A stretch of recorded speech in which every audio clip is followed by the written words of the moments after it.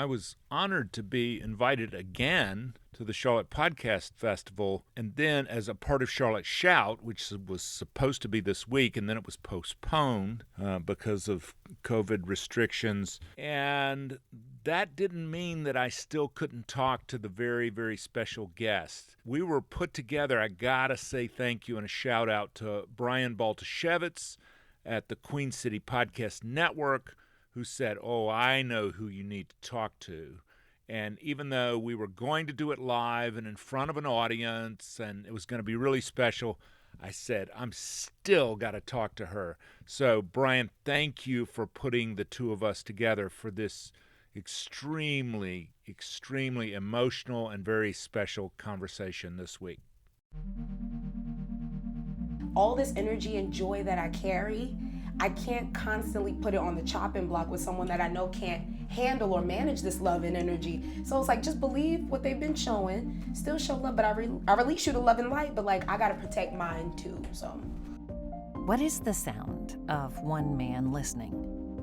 This is Man Listening, a fresh podcast featuring the stories of strong women who bounce back. Man Listening, because every woman deserves to be heard. Hi there, I'm Stuart Watson, and welcome to Man Listening. When I say Ohavia Phillips can light up a room, that doesn't do it justice. She could light up a stadium. She could light up an arena. She could light up, city blocks, whole neighborhoods. That smile, she is a presence. She is a force. I don't care if it's YouTube, podcasting, TV screens, live appearances. The woman has energy like nobody you've ever seen. And Brian Baltashevitz put us together, and sure enough, it was just real. It was like meeting somebody you've known your whole life. It became a really special and a very emotional conversation. Thank you, Ohavia Phillips. Where were you born? Oh, I was born in Brooklyn. Hospital or home? I was born in a hospital. St. Vincent Hospital. For your mother, you're number what of how many? I am the oldest of 5. So how long before the next one came? Yeah, so I'm 28, my sister is 26, so 2 years. Yep, and then my brothers, Jared, Jordan, Justin. Jared is 23, Jordan is 17, and Justin is 15. Are they back in New York, or did they move south too? I'm so grateful, Stuart. They're here, so we're all here. Oh, well, that's like wonderful. the family's split in half, so like some here, some there. Did you grow up there, here? Here, for sure. So like I spent a big bulk of like my tween years there, and then when I was 14, 15, we moved here to Charlotte. What was your name on your birth certificate, your full name? Yes, Ohavia Phillips. I don't have a middle name. And where did Ohavia come from? Oh my gosh, this is my favorite story to tell. So my mom is a registered nurse. She's been a registered nurse for about 30 years. Her very first patient's daughter's name was Ohavia. So my mom heard the name, Stuart, and she was like, this is so gorgeous. What does it mean? The mother told my mom, oh, Ohavia, Ahava, in Hebrew means to love. So it's like a lover of. It's the highest form of like love. God's love, love, love, love. When I tell you my mom knew what she was doing, like, because that's so my personality. I love people and I love the things I do, and everything with me is like energy and love. And so literally, so the only thing is though, my mom is Afro-Latina and she's from Brooklyn, so she couldn't remember Ahava. So she was like, let me see, Ohavia. So, that's how we got Ohavia, because she was like, Ohavia. Afro-Latina, Yes. There's a lot in there. What flavor, what ethnicity or country of origin Latina? Yes, Stuart. So I am Costa Rican. I'm a Costa Rican descent, Guanacaste, Costa Rica. But my great-grandparents were born and raised in Barranquilla, Colombia. And also we are Jamaican, so St. Catherine Parish. So Jamaican, Costa Rican, just beautifully black. So You've got the whole thing going on. Yep. And I've been told that in Colombia and in Costa Rica, those two places, people love life. They do. They're happy. Yeah, we are like genuinely happy people. And it has a lot to do with the land, but also I think it's our resilience, It's like we've created everything from like food. We've had our hand in many things. So food and culture, art. So yeah, I'm very proud to be just a descendant of all the things. And I'm just want to make my grandparents proud, mom proud, dad proud. Well, I've read books that compared various countries, and usually people compare by something like money. Yeah. but they actually tried to survey and measure for self-reported happiness. Yeah. And I know Colombia, but also Costa Rica. I mean, what's not to love? It's beautiful. It's such a Right? beautiful place. I agree. So I was too young to go when my family went, so I gotta go. Don't be mad at me. I still gotta go. You have not been? I haven't been yet. No, I was too young at the time. Let's get out the. Yeah, Let me get my phone. We're gonna let's get do it. We're gonna get Travelocity. We're Say gonna less. Let's do it. because it's not that much. You can fly nonstop from Charlotte Douglas. I know. And also, don't be mad at me. I just got a passport. Well, but I mean, you got Yeah. your passport, Yeah. you got your vaccination card. We're ready to go. There you go. In Costa Rica, you got the jungle, you got the rainforest. Yeah, that's where I want to go first. The rainforest. Oh, it's so wonderful. Yes, and like riding jeeps down the hill because it's very hilly back home. So like they ride jeeps up and down the hill. I want to do that. And to understand you, Yeah, what do I need to know about your mother? that's amazing. Like, what of your mother is in you? Yes. Oh man, how much time we got? No, kidding. I think the main thing that my mom has that I know is in me is just love of life, and I mean it, and it just sprinkles into different areas of my life. So it's like love of life, which makes faith and it creates hope, and it's just love of people, seeing people win, seeing myself win, just letting the cards fall where they may. That's what I got from my mom. Just a lover of good things, like because it's gonna work out for me. I don't know where it is. I've been to a lot of funerals Yeah. lately. Yeah. And I was down. I'm sorry, but I was you're fine, down this Stuart. morning. And Yeah. I needed to hear you. We're family. But Love you, I mean, Stuart. I'm sorry. No, please don't be. But I mean, it just seems like with my age Yeah. and I don't know. Yeah. Usually I keep it together. I'm Yeah. sorry. No, please. But- don't be sorry. All this talk about love and life. Yeah. I had a high school classmate who died on a ventilator and they had her funeral yesterday. And I got a memorial service next month. And, Yeah. I just keep hearing it's my age, Yeah, yeah. plus the times we live in. I'm telling you. Yeah. And it's just really amazing to meet somebody because we get in these kind of rote, Yeah. just trudge the same thing every day, punching a true. clock, and we don't realize this is super precious. Yes, it is. It is. And I'm going to tell you a secret, my family. So August was the hardest month. I told you I got a lot of qualities from my mom, but we had a cancer scare with my mom last month. And I remember thinking, this woman means everything to me. If something happens to her, what, Now I'm getting emotional. Yeah. I'm sorry, but I remember thinking, man, this is the only parent, because I grew up single parent household, Stuart. And that woman did everything, and it was all 5 of us, and they found a spot on her spine, and they were like, Ohavia, we don't know what this is. And when I tell you, literally, Stuart, it was like we were in for tests every day, and it was just weighing down on my spirit. And I was like, but I have to just remember, even though it's so tough, and I don't know what the future holds for my mama, I know that there's one thing: I'm still here. So all I could do is just practice that love and that faith, and wherever it's gonna fall, I can't control that, but I will never want to be the reason for someone else's bad day. That's why I hug people and I dap them up. And I'm happy to say my mom is in a much better space. She has one more big test this week. They're just testing things on her at this point. And we're just holding on to the faith, Stuart. So I get it. It is. It's tough. How is she? How is Yeah. her spirit now? I'm not gonna lie, it goes up and down. So some days are better than others. Some days we'll do brunch or something, or we'll laugh, or we grab coffee, and she's happy, and she's like, you guys keep me excited and keep me happy. And there's some days we're scared as hell. To be honest, it's we're waiting for tests to come back. What has been a blessing is many of the tests she took are coming back negative, so they're not finding anything. But there's this last big test that we're worried about, and we're like, it is what it's gonna be. So she's up and down with it, but she always tells me, Ohavia, don't let this ruin the light. Don't let this ruin your love of life.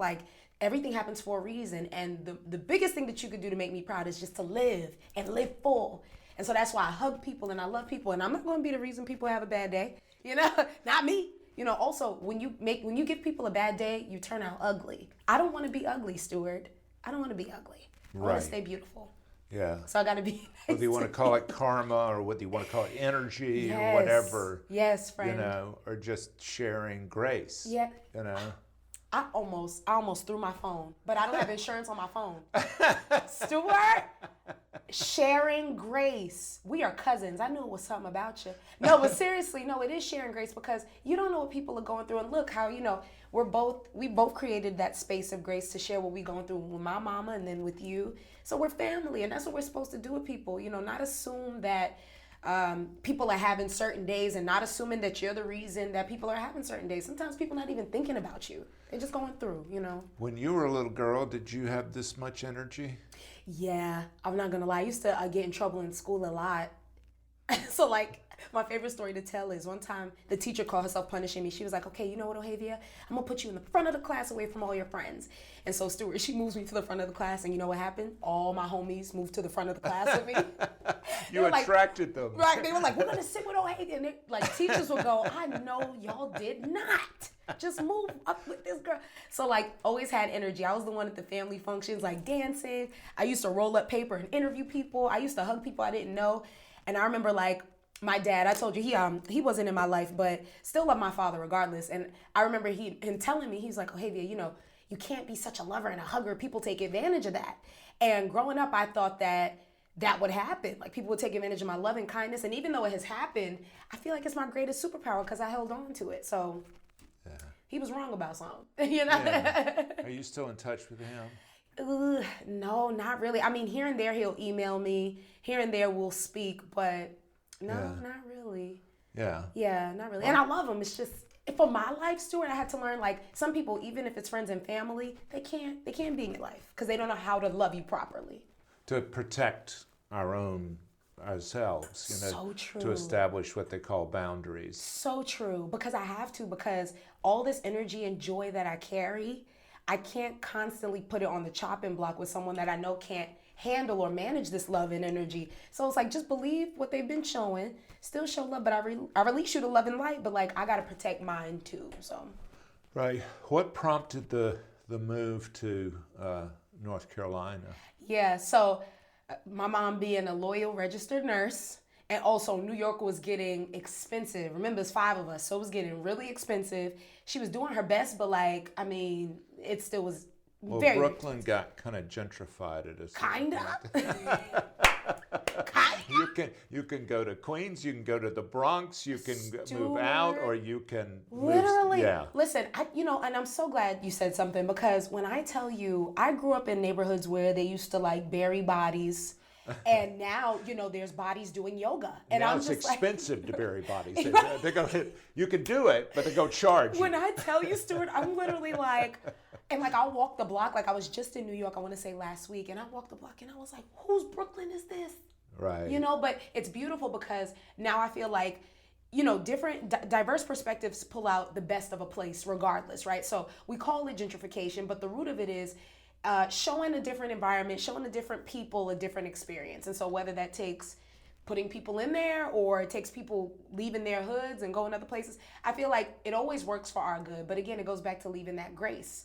Don't come in saying this is, your Brooklyn or your experience. Understand there's a historical context with Brooklyn, or any place for that matter. And what was the neighborhood in Brooklyn? Yes, so I grew up in a few neighborhoods. Okay. I grew up in Crown Heights. I grew up in Canarsie. And I grew up in East New York. So I'm a Brooklyn girl through and through. All I know is Brooklyn. And what was it like? What are your memories when you moved south? That had to be, it takes a little, it's like. It was. Oh, it was a culture shock. I'll never forget. We moved here. We took a trip to Walmart. A woman comes outside and she goes, "Hey, darling." And I looked around, Stuart, because I was like, who is she talking to? So I'm looking around and I'm and my mom goes, "She talking to you or she talking to me?" So Stuart, I'm looking, I'm like, "Mom, I think she talking to me." So then she points and she said, "I'm talking to you. Hey, darling." I said, "Oh, hello." And I couldn't believe it. I love the South. I feel like my personality, even though I grew up in Brooklyn, what's funny is even in Brooklyn, people they never believed me that I was from Brooklyn because I was always this person. Then when I moved to Charlotte, I feel like I finally made sense. So at age 18, you went where? Age 18, I went to Central Piedmont Community College because, Stuart, I didn't know what I wanted to do. I mean, people were telling me all the things I was good at, but I didn't know what I was good at. Like, I knew I loved people, but I was like, can you get paid for loving people? What's that? Actually, you probably can. Yeah. I mean, you need to love people no matter what you do. So true. I mean, what, if anything, lit you up? So it was at Central Piedmont Community College. I had a professor, his name was Mr. Flowers, in creative writing. And we were doing this paper and we had to get up and read out loud. And Mr. Flowers goes, stop. And he says, Ohavia, read your paper again. And the whole class wanted me to read it again, Stuart. And I was like, you guys like my voice? I didn't, again, because I didn't know. And I was like, I could read it again. So then I lift my paper and I was like, hello. And then I do different accents and different cadence and inflections and things. And they just loved it. And Mr. Flowers was like, you need to be doing this. I said, I don't even know what this is called. Right? And then transferred to UNC Charlotte, where I found out it was called journalism. And then the rest was just, I knew. I said, I want to be a journalist. I want to work in TV. I don't know how I'm going to do it. I never seen a woman that looks like me doing it, but I'm going to shoot my shot. And that was it. The rest was history. That's awesome. Yeah. So did you graduate with a degree in journalism? I did, from UNC Charlotte. Well, congratulations. Yes. Graduated awesome. 2015 with a bachelor's in journalism, mass media. Yep. That's wonderful. Loved it. And then what happened? Then I, Stuart, I don't regret it, but then I had the nerve to go to grad school. And, hindsight is definitely 2020. Because looking back, I'm like, girl, you ain't have nobody's money. And I went right back for grad school. And I was like, debt is debt is debt. Yeah. Well, how did you afford this grad school then? Honestly, a lot of grants and a whole lot of loans. And where'd you go to grad school? Yes, I went to Walden University. So they have a university in Minnesota, but I was in Brooklyn at the time just hustling, so I couldn't move again. Yeah. So I decided to stay and just do their grad online. Well, they're cheaper places to live. Why did you want to live in Brooklyn? So at this point in my life, I had graduated from Charlotte and I had a job interview with New York One News and no experience. So they were like, hey, would you like to do some freelancing things? And I was like, yeah, so you guys let me know. So I literally graduated, took a one-way $50 bus to Brooklyn, back home to Brooklyn. I was living with aunts and grandmas and hustling. Well, that's great. Great-ish, because then, New York is expensive. And my family was like, okay, so what are you doing with your life? And I was like, I'm waiting on New York One. The good news is I did not get hired at New York One. And I'm going to tell you why that's the good news, because I got hired at Spectrum News. So I ended up moving back to Charlotte and was still able to go to grad school. So it worked out. Congratulations. Mm-hmm. That's awesome. Yeah. You get experience. That's the thing of the greatest value is experience. It's true, Stuart. I love that. It really is the greatest value. I look back and there's so much I did for free, but it was worth it because experience, you can't put a dollar amount on that. So have you gotten to where whether the red light's on or it's not on? Yeah. You're basically the same person? Yes, and I'm so happy to say, Stuart, I am literally the same person online and offline. And I think that's honestly my cheat code. People always ask me, how are you able to freestyle? Think off the top of the dome. How are you able to? And I'm like, well, it's really my personality. I love talking to people and I love genuine conversation. Nothing I say is ever made up or rehearsed. And I remember being young in the game, they told me that would be something that, I would have to watch out for because unfortunately you can't be like that in news. Well, yes, but no. And I'm just glad it worked out for me. I could come up with things and just talk to people. What do you love about video journalism? Yeah. What speaks to you about that? People can see your facial expressions. And I'm very expressive. I am severely expressive. I am telenovela. I'm giving you my best eyebrows, my best, I am expressive. And what I love about video journalism is people can feel the words that you're speaking. So whether it's an uplifting story, a sad story, I just feel like it creates a different level of connection because it's oh, wow, this girl is really into it. I can tell she's enjoying it. And that also helps to share the story because now whatever you're giving to it, people can feel. So video is my favorite. I don't mind print. When you get on that keyboard, we lose all your inflection. Right? We lose the way you genuinely spoke. And to me, that's the thing, especially about live television. Yeah, I agree. I agree. Great. Yeah, and you said one of my favorite words is cadence and inflection. That's my jam because literally you can say the same thing different ways, multiple ways. Hello, how are you? Yeah. Hello, how are you? Hello, how are you? Well, what are you feeling now? Where do you feel led? Yeah. I feel led to all things media. You know, I'm gonna be honest with you, Stuart. When I first came into news, I thought that that was the only way that you can be in this business. I thought that was the only way people can see and feel your personality. I was wrong. You know, news is a beautiful blessing. Like, I'm so grateful. It gave me a solid foundation, like learning AP style writing, learning how to speak to people, learning how to be an impeccable interviewer. So I'm grateful for my footing in news. But like, media is so broad and beautiful. I mean, now somebody can go viral and their whole life can change. Somebody can start a trend on social media and their whole life can change. Somebody can share a story on YouTube, 30 seconds, and I mean, their whole life can change. So I'm very grateful that media first of all, continues to become broad and opens up different avenues where people can just show their personality. So that's where I am now, is doing all things media. What are people missing? What are we not getting now? What are people crying out to hear? Yeah, for sure, friend. I think as a Black woman, as an Afro-Latin woman, I feel like people want to hear more stories, more diverse stories, especially about people's experiences, right? So, you know, for so long, news and media, it's been very safe. It's been very matter of fact. It's been in a box. And I'm very grateful to say that media now is opening doors where we can get people of all shades and shapes on red carpets, at important events, at very notable events. And I think that we need to continue working at that. Like, let's amplify Black and brown stories. Let's amplify even diverse perspectives. Like, this is making me so happy sitting with you.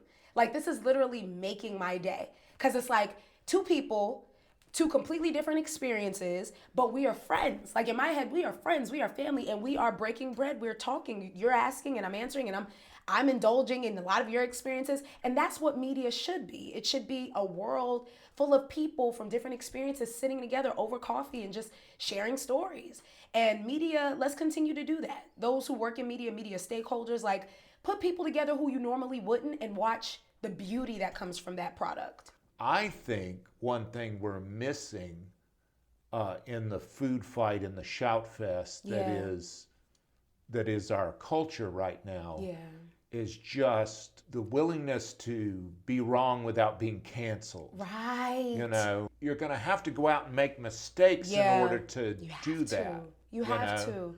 What do you think about that? No, I literally was, no, you seriously. didn't sign up for that this morning. No. When I tell you, Stuart, like, I'm so grateful you segue there because, like, listen, I'm trying so hard not to throw my phone. I told you I don't got insurance on my phone.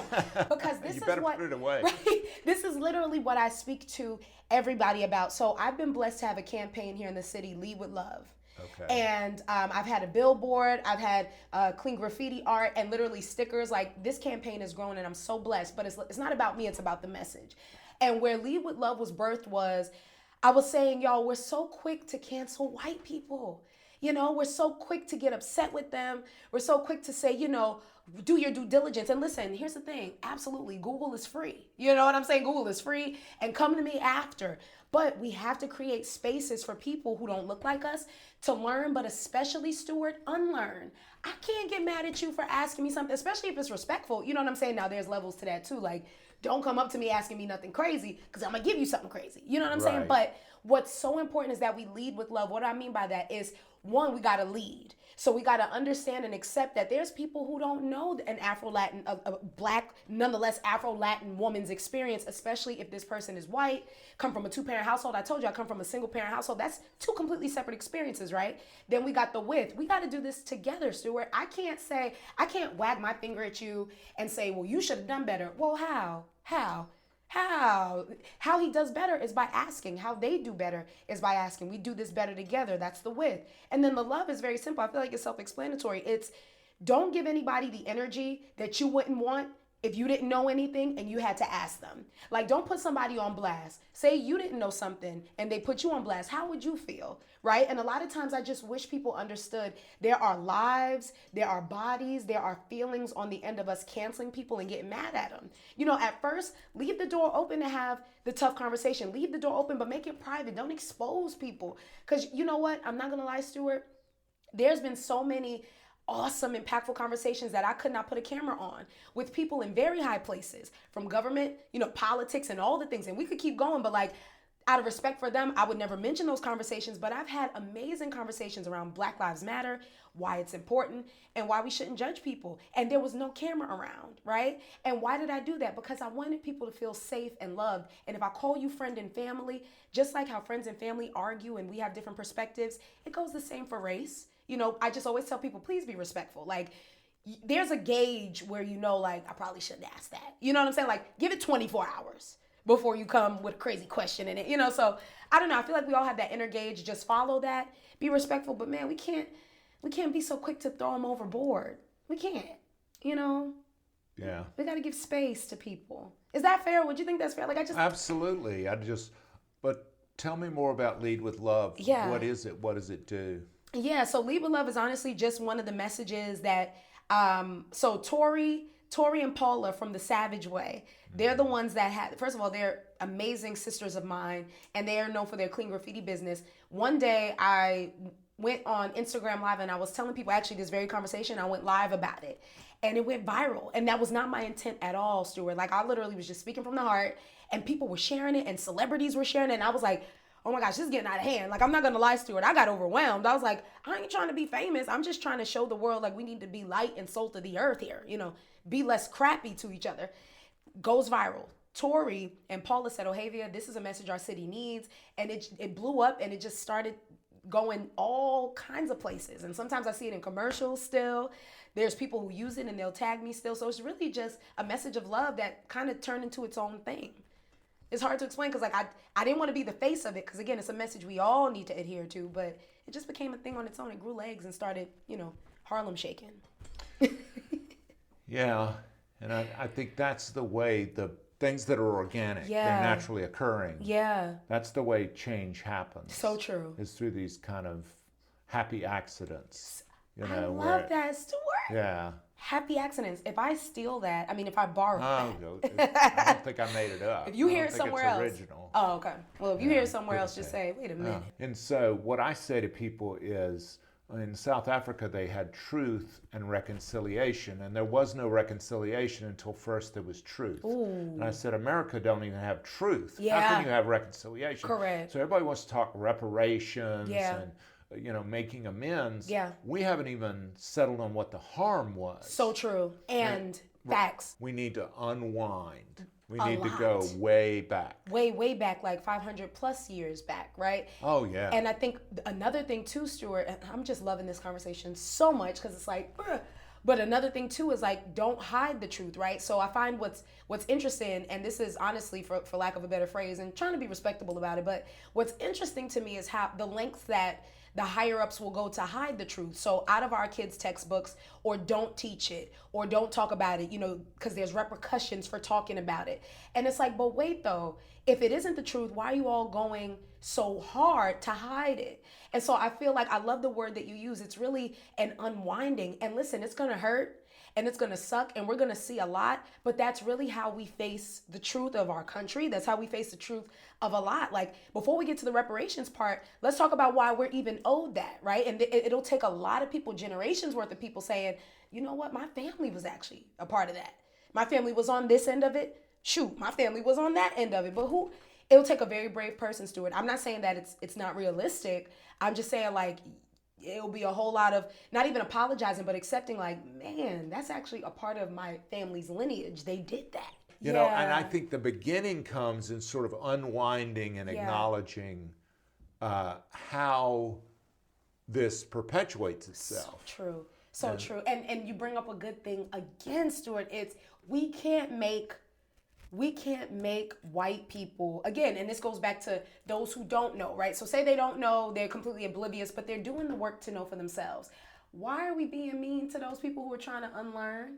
It goes back to that leading with love. Is they're unwinding and unlearning, give them the space to do that. Yes, Google is a thing.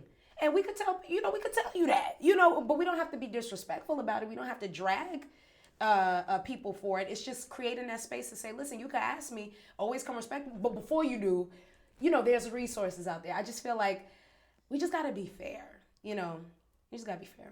And one thing that I would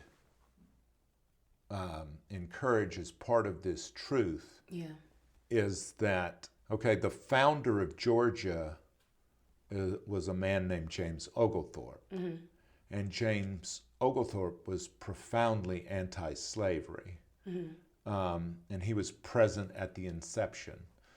He went back to England, and Georgia turned like that. Sheesh. And in his absence, Yeah. it became a slaveholding colony. Yeah. I think we need to, the more we can have a conversation about Yep. slavery that is decoupled from race and race that is decoupled from slavery, the more I think we can get at Yeah. like what actually went on. Right. And you inspired a thought too, Stuart, is because I've done a lot of protests here in the city, and the aspect, I will say this better, no, the perspective of the protest that sometimes I feel like is overlooked is the fact that there were white people out there marching with us. There were white officers marching with us. There were people from the LGBTQIA community, right? There were people from church. There was a diverse group of people that were out there, and everybody did their part. People came with their 100, their 60, their 30. If you like biblical terms, some came with their 30, 60, and their 100-fold, but everybody was out there and they offered something. So I love how you put it. It's, let us also highlight the fact that there were a few people who was riding. They was with it. They wanted everybody to be free. They wanted everybody to have justice. They wanted equity for all people. And I feel like oftentimes we just focus on, who can we make the villain? Okay, let me see. The white guy, or who can we make the villain? Okay, the white person. Well, listen, let's also highlight that there were white people in many of these movements that helped, but they didn't want to be named out of respect and honor for the movement. It's like, no, we just want to back you. We want to help you. And even now in 2021, Stuart, when I was out there protesting, let me tell you, there was a CMPD officer who was side by side with me. We were having the best conversation. But that doesn't make news, right? That doesn't make whatever. It's just... Well, Schwerner, Goodman, and Cheney, killed in Philadelphia, Mississippi by police. Yeah. Two of the three were white, and one of them was a Jewish man from up north. And so one guy was black and from Mississippi. And the issue, dare I say it, was voter registration. Yeah. They dared to register black people to vote in Mississippi. And so what I'm saying is, but by the same token, with, I don't know if you've followed what's gone on at Chapel Hill with the journalism professor and the Ida B. Wells Society, et cetera. Is that there are, in this kind of white fragility, there are white men of a certain generation who cannot have a black woman get tenure without feeling compelled to use their money to say, but white people have been there a long time. It's like, so what? So what? Yeah. So what are we talking about? Sure, yes, absolutely all the things, but I guarantee her experience was much different and it meant her life. A few times she lost real estate. A few times they said, if you put this out about these lynchings, if you put these out, we got to understand Ida B. Wells was a revolutionary in that she broke a lot of the lynchings and all the things that were happening in many of these states. She broke it mainstream. That came with a cost. It did. Well, you mentioned something. I've talked to a white brother about this. Yeah. He said, I don't understand. Explain to me why it's such a big deal to have to produce a driver's license in order to vote. And I said, have you ever heard the question, how many bubbles are in a bar of soap? Right. And he said, no. I said, have you ever heard the poll tax? And he said, no. I said, well, if you understand the poll tax and the impossible question of how many bubbles are in a bar of soap in order to be able to vote, then you would understand why there's an objection to producing a driver's license. Correct. Because it's just another excuse to exclude black people from voting, to make their votes not count. It's true. I agree 100%, Stuart. And you actually bring up a really good group that sometimes, again, is often overlooked, is the strength of the black church and how they play in so many historical contexts, because it's true. It's like, pray about it. There's so many lessons. I mean, and again, I grew up in that environment, and literally I can see at 28 now how many of those things that we were taught, pretty much exercises itself in different situations, whether I was protesting, whether I was having uncomfortable conversations, even how it's so natural for Black people to be like, you know what, let me give them grace. Like, and it's a joke in our community, but it really is like, you know what, because that's actually one of the pillars. I feel the Black church has a lot to do with our response or lack thereof to many of the things that happen in our world and giving grace to everybody. It's just now we're in a season, and I don't even know whether it's a season or a time, I'm not sure the proper word, but I feel like we're in this moment where we're just tired. You know, it's like, how long do we extend grace? How often do I say, oh, they didn't mean it that way? Because I tell you what, when I come into work, I got to be careful about what I say, because my repercussions and yours are two different repercussions. And this is real life for us, Stuart. Like, even for me, driving, huge deal for me. I'm scared to drive. You know, I'm scared. I'm like, because anything, I don't want to trigger anybody. The other day, I dropped my brother off to play basketball, and it was at a church. And I was just so scared for him. He was like, you can leave me. And I was like, can I leave you here? I don't know. And so I think that is so important to honor the role of the Black church and many of what our world has faced, whether it was injustice, racial discrimination, all the things, because it really did teach us, you know, faith in all the things, but we're just tired. There's all this conversation around like take violence and murder, you know, like murder rates, etc. Yeah. And I explained to somebody once, I said, a murder is an assault in which someone dies. Mm-hmm. So most murders are not Charles Manson, it's not Jack the Ripper. Most murders are someone gets mad at someone else and assaults them. And so to understand the murder rate, you have to unwind. Yeah. And you have to back up from murder to assault. Yeah. And from assault, you have to back up to anger. Yeah. And the harsh words. Yes. And so if you want to deal with murder, back up and talk about rage. Yeah. And then you have to talk about where rage comes from. Correct. Which is fear. And the way to do that is this is about despair. Yes. You know, and huge frustration and rage, which spills out into broken windows. Yes. But before we got to those broken windows, we have to talk about other things that were broken. And I love how you said unwind. And let's start with rage and fear. It's constantly being put in a position to need a system that isn't reliable, right? So I think of affordable housing, the affordable housing crisis. I think of the homeless. I think of the household I came from, single parent household. Obviously, this is a mother who's doing everything she can. She's working all kinds of hours, never home with her kids, and y'all won't get, like, and whoever the y'all is, we never know who the they and the y'all is. We just call it the system.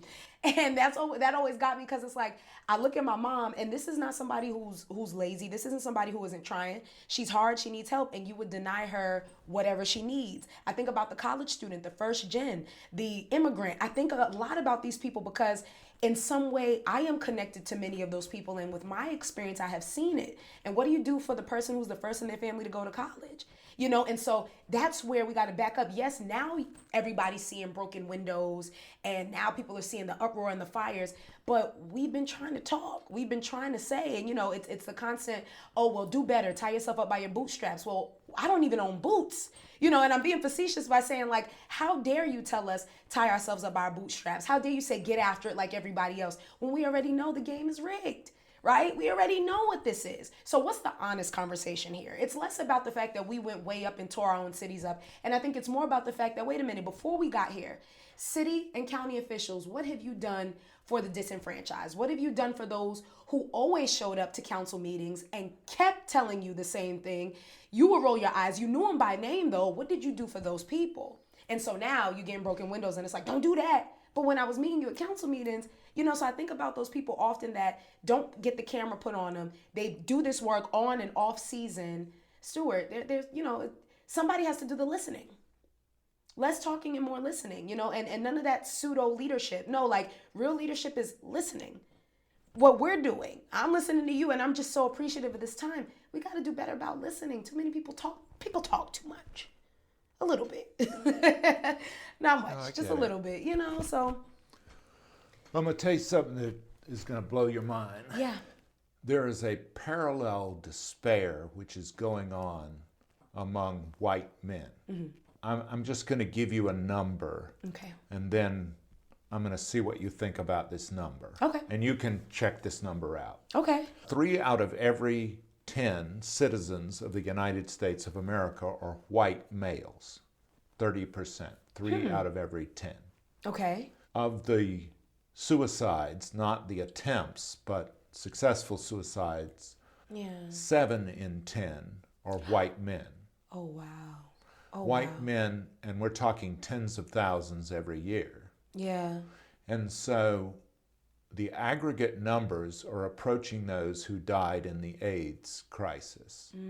And the overall suicide rate has more or less risen since World War II. Inasmuch as there is a despair among young black men, Yeah. which is reflected in murder rates, Right. there is a despair among white men, Yeah. which is largely masked by a lot of other things. Yeah. We call it opioid epidemics Yep. or whatever. Yeah. But the underlying despair is despair. So true. Yes. The historic influences are different, but despair is despair. Yeah. And if we speak of our despair, we speak a common language. Yes. If we can strip away the frustration, Yeah. etc. I I'm love that. just asking for grace, I Yeah. guess. Yes. And I tell you what, friend, you'll always get it from me. Seriously. You'll always get it from me. And for all those that are listening, you'll always get it from me. And at the end of the day, that is true love and understanding. Is you have every right to unlearn. You have every right. And who am I to cut you off from that? You know, who am I to come down on you for that, drag you for that? That's not fair. And so from Ohavia Phillips to the world, I will always be that person that shows love. And it's so crazy because it ties back to earlier what I told you. I remember my dad saying people will take advantage of that. And now at 28, I can now rebut my dad and say the wrong people take advantage of that, you know, so. But what I'm trying to say to people is Yeah. love is not a zero-sum game. Right, right. So and yet I feel like people are like, they have this sort of compassion fatigue, so they have to allocate Yeah. their compassion. So the feeling is, we can't say Black Lives Matter unless we say all lives matter. Yes. Because you're somehow taking my finite amount of love Yeah. and asking me to direct it to these people, Yeah, yeah, you know, as a subset. yeah. And I'm like, there's plenty to go around. And they are not mutually exclusive. Right. You know, at the end of the day, I have to pray to take care of just me. Yes. Yeah, You know, I just got to just do what I can do I agree. on my plate. Do your part. Right. And then don't ruin nobody else's day. Right. There's an influencer, her name is Tabitha Brown. She said, now go have a good day. And even if you're not having a good day, don't make nobody have no bad day. And I love that because it's like, it's true. Like, who am I? You know what I'm saying? I'm so grateful. Like, you know, mom is doing good and in good health. And, you know, she's getting stronger. And it inspires me. But when she was going through in August, who was I to make somebody have a bad day because of what my mom was going through? You know what I'm saying? So we just got to think about that. Don't give nobody no bad day. You know, I know what you're carrying is heavy. I know the load can feel heavy, but lighten somebody else's because they didn't do it to your mama or whoever. But by the same token, I feel like, just speaking for me, Yeah. when I see what happened, you know, in Charlottesville, Virginia, and what's happened in Black Lives Matter all the time, what's happened in Minnesota, I feel at a loss. Yeah. I feel like, what can I do? And I get that, but you know, honestly, you shouldn't, and I'm gonna tell you why. Because you listen, and it's so funny because that's what they forget is a major part about this change is we actually need less people on the microphone and more people listening. So Stuart, you're doing it. It's listening. It's making space. It's creating space for people who don't look like you. Let's just talk. And it's so small that people oversight, like it's an oversight. But if people want to know what they can do in this time, whether it's Black Lives Matter, whether it's the hurricanes, whether it's whatever, listen, people will tell you what they need. Don't assume. The worst thing that you could do is, I'm going to jump to action. Well, where you jumping to, Tom Cruise? Where you going? Mission Impossible 4, 5, 6, 7, where you going? And it's so important for everybody to understand, like, hey, listening is the best part of this process. Me listen to you too, right? That's the thing. I can't just say like, oh, let me give you all the answers. It don't work like that. I listen, you listen. Iron sharpens iron. How? We got to listen. And you're doing it, friend. I've had a lot of people say, just pray, and it just doesn't feel like enough. I am a believer, but even the Bible speaks to that, Stuart. Even the Bible says faith without works. And there's a reason why it says what it says and the order it says it. Faith without works. Right. So yeah, no, absolutely. Pray all day. But then what is the process after prayer? Right? All day. No, absolutely. Hold on to all the things. But then what's the strategy afterward? And that's the part that I feel like, let's not make faith passive, because it's actually a real muscle. It's important to everything.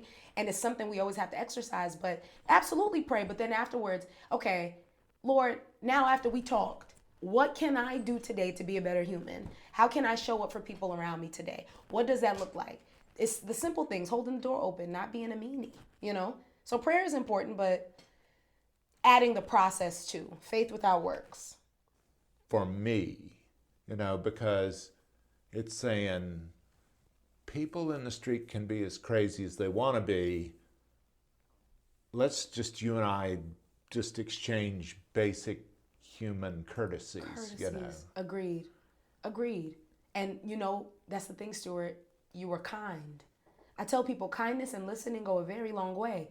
And there's a reason why they taught us in kindergarten, treat others how you would want to be treated. But the older we got is the more the message became diluted and a little bit disrespected. It's like, no, because what happened is all these other things got in the way of treating people kind. It's the degrees people have. It's the tables they sit at. And we forgot that basic human essential thing is being kind.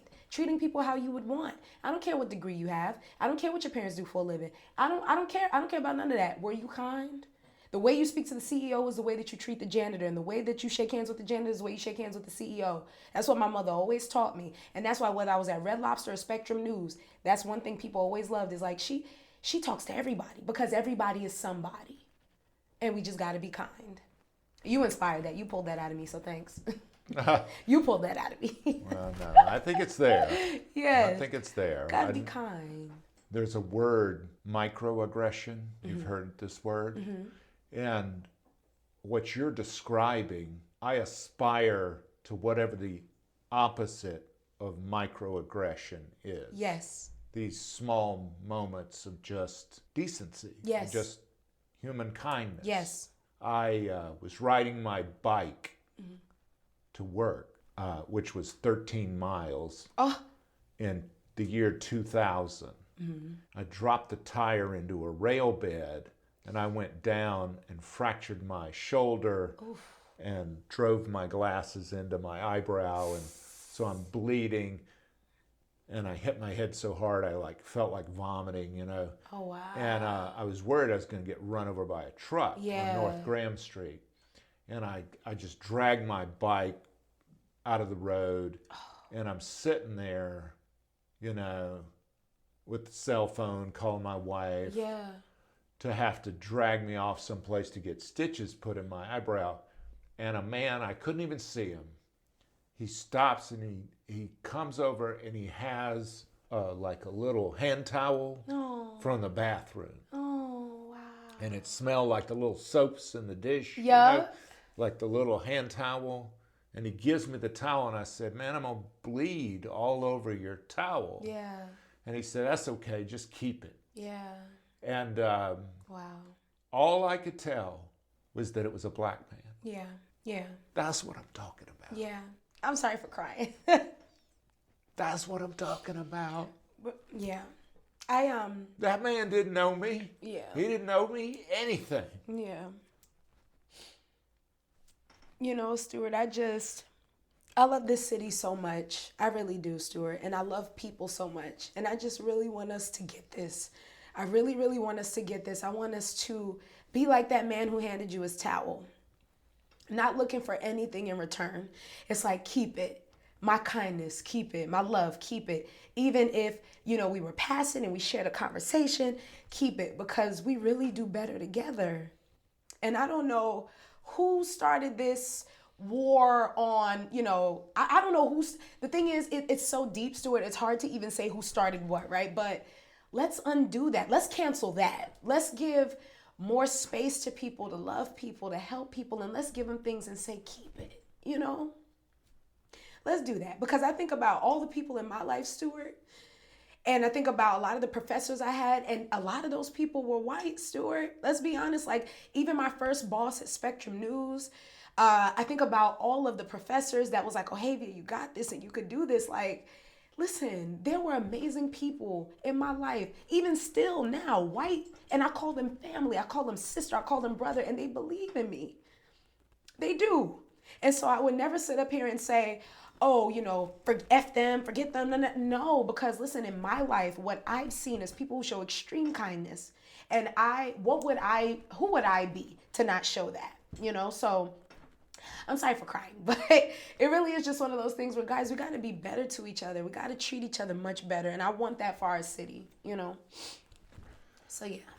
If we get struck by lightning today, the only thing that survives is this little piece of audio. What is your legacy? My legacy is my love, Stuart. That's my legacy. If I die today, God forbid, people are going to say, that girl was always so sweet. And, I remember growing up and I was like, well, listen, what? That ain't really important. It is. And, I can honestly say I'm very proud. I'm very proud. And I love you, Stuart. You're awfully kind. You're awfully sweet. We're friends. Well, I acknowledge everything you've done. I hope we get to work together and do some things in the future. Let's do it. But thank you. Thank you. Thank you for making time. Thank you. No, thank you for this time. You're good. I'm going to lose a lash. But since we're family, I guess you can see me without my lashes, huh? Yeah, you're good. Okay. I don't know what will have become public by the time this comes out, but Ohavia has some super opportunities that are right there on the horizon, like multiple ones. She's just going to take off like a rocket. You can just feel that when you meet her. Ohavia, thank you so much for calling me friend. That is just so meaningful. I appreciate your time. Man Listening is a production of Unmediated LLC in cooperation with the Queen City Podcast Network and Balto Creative Media. Allison Andrews at Andrews Creative and Rachel Clapp Miller are developmental producers. Sally Higgins at Higgins & Owens tries to keep us legal. Our music is A Day at the Park by the group Pictures of the Floating World. Your announcer is Catherine Smith. That's me.